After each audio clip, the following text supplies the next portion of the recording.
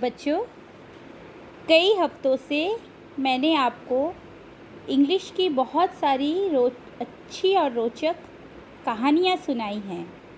अब बारी है एक ऐसी ही पंचतंत्र की कहानी हिंदी में सुनाने की। तो आज की कहानी जो मैंने चुनी है आपके लिए वो है दो मित्र हाथी और खरगोश की कहानी। ये पंचतंत्र की ही एक कहानी है। एक जंगल में नंदू नामक एक हाथी रहता था और चिंटू खरगोश उसका दोस्त था। दोनों घनिष्ठ मित्र थे। वो जंगल में एक साथ घूमा करते थे। उन दोनों की दोस्ती की चर्चाएं होती थी। एक दिन की बात है, मौसम अच्छा था, सुहावना था। हरी हरी घास चारों तरफ लहरा रही थी। पेड़ों पर कोमल कोमल पत्तियां आई हुई थी। खरगोश और हाथी ने खूब पेट भर करके खाना खाया। जब दोनों विश्राम कर रहे थे तो उन्हें खेल खेलने का मन किया। दोनों ने योजना बनाई और खेल खेलने के लिए तैयार हो गए। पर पुराने खेल खेलकर वो उब चुके थे, नए खेल खेलना चाहते थे।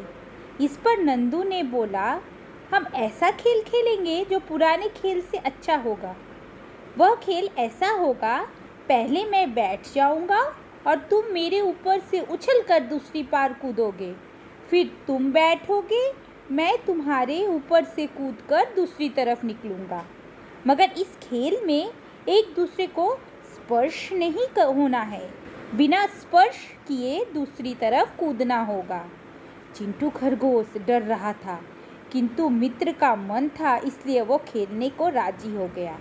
पहले हाथी जमीन पर बैठ गया।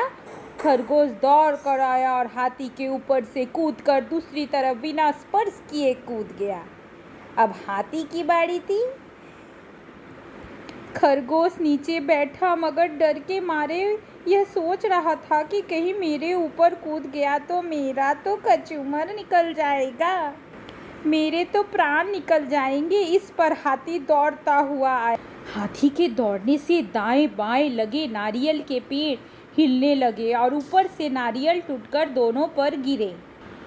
जब नारियल गिरे तो खरगोश ने भी अपनी जान बचाकर वहाँ से भागना ही उचित समझा।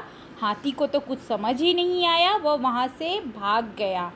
खरगोश भागता हुआ सोच रहा था, मित्र हाथी से अच्छा ये नारियल है। अभी मित्र मेरे ऊपर गिरता तो मेरा कचूमर निकल जाता। बच्चों, इस कहानी से ये नैतिक शिक्षा मिलती है, सच्चा मित्र वही है जो समझदार भी हो और समझबूझ के हर फैसला भी करता हो। सच्चा मित्र तो सभी को बनाना चाहिए, मगर ऐसा खेल नहीं खेलना चाहिए जिससे हानि हो।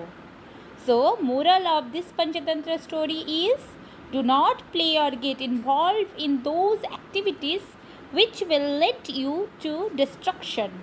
Make friends but always be safe while choosing games. Always be careful when you are away from home.